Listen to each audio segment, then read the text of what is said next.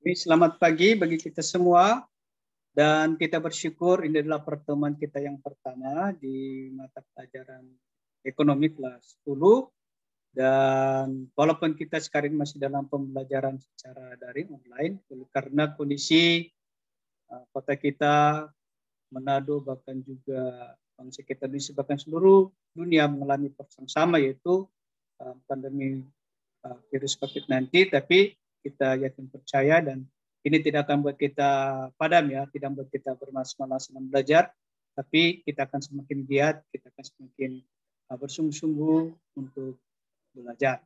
Dan untuk materi kita ini, hari ini kita di bab 1 konsep dasar ilmu ekonomi. Dan untuk hari ini, pertemuan kita hari ini, kita akan membahas tentang pengertian ilmu ekonomi dan B. Inti masalah ekonomi. C. Menentukan pilihan yang tepat. Jadi hari ini kita akan mempelajari 3 pembahasan dan untuk selanjutnya kita akan bahas untuk pertemuan yang selanjutnya. Ini adalah peta konsep yang akan kita jalani dalam pembelajaran di bab 1. Ini konsep dasar ilmu ekonomi.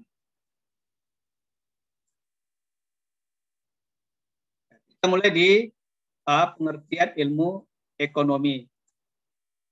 Kata ekonomi berasal dari bahasa Yunani, itu ekonomia. Artinya manajemen rumah tangga. Nah, ekonomia itu di atas oikos dan nomos.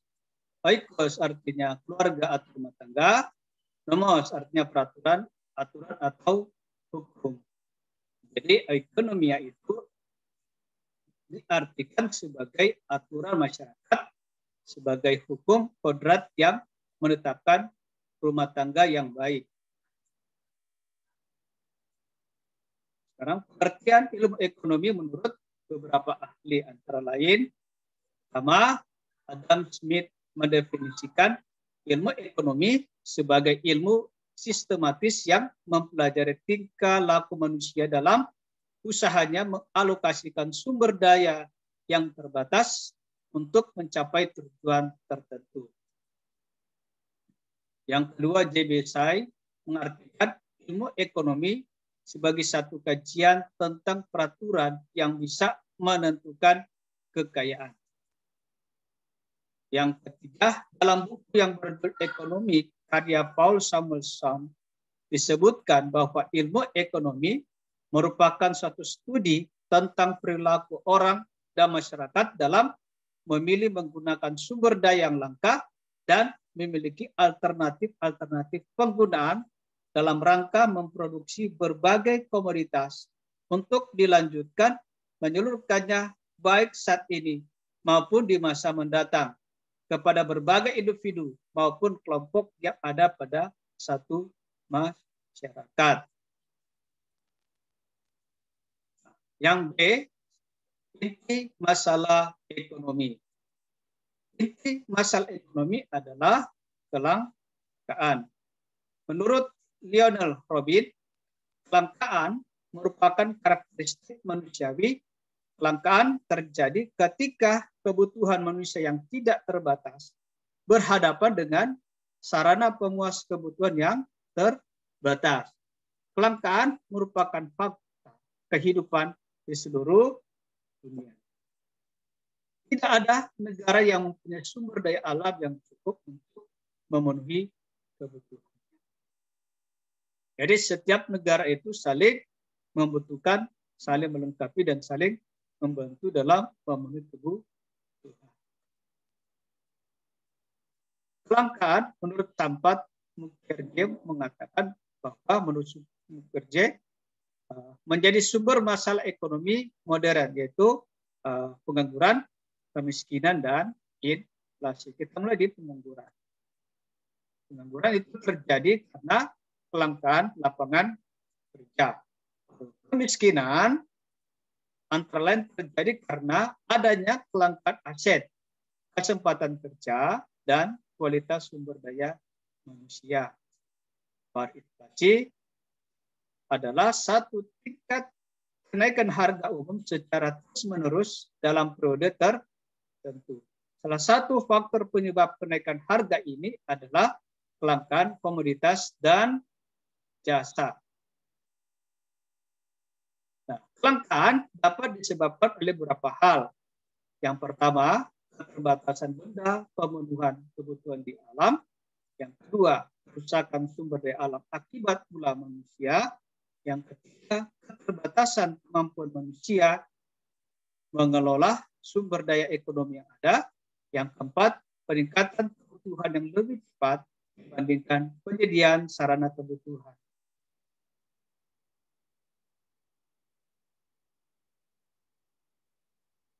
Oke, menentukan pilihan yang tepat.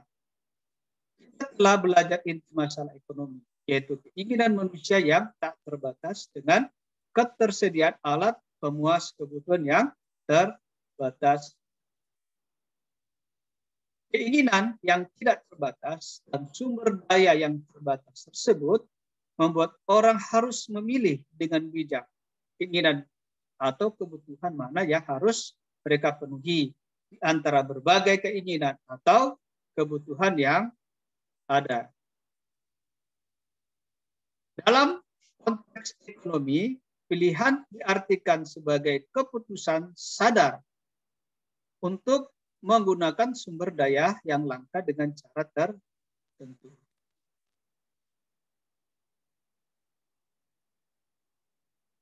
Dalam menentukan pilihan, ada beberapa hal yang perlu kita lakukan.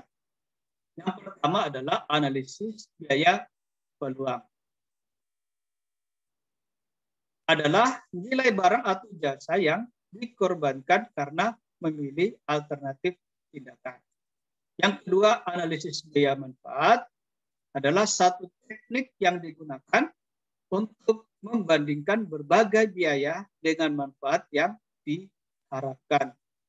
Yang ketiga, mengidentifikasi faktor pendorong kegiatan ekonomi. Dalam menentukan pilihan, kita hendaknya mempertimbangkan apakah motifnya itu berasal dari dalam diri atau dari luar diri, seperti pengaruh lingkungan atau lain. Yang keempat, menyadari trade-off adalah situasi ketika seseorang harus membuat keputusan untuk memilih satu hal dengan mengorbankan hal lain dengan alasan ekonomi. Yang kelima, berpegang pada prinsip ekonomi. Prinsip ekonomi adalah prinsip tindakan dengan pengorbanan tertentu untuk mendapatkan hasil sebesar-besarnya atau tindakan dengan pengorbanan sekecil-kecilnya untuk mendapatkan hasil tertentu.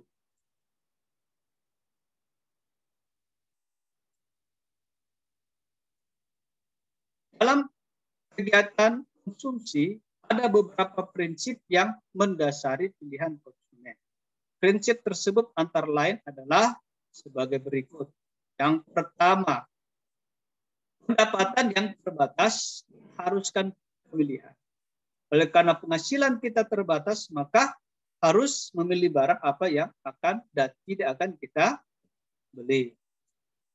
Yang kedua, konsumen membuat keputusan dengan mempertimbangkan alternatif. Jika biaya dua produk sama, konsumen akan memilih produk dengan manfaat terbesar. Sebaliknya, jika produk memiliki manfaat yang sama, konsumen akan memilih produk dengan harga yang termurah. Yang ketiga, konsumen harus membuat keputusan tanpa informasi sempurna. Tetapi pengetahuan dan pengalaman akan membantu. Yang keempat, terjadinya hukum nilai guna marginal. Terima kasih.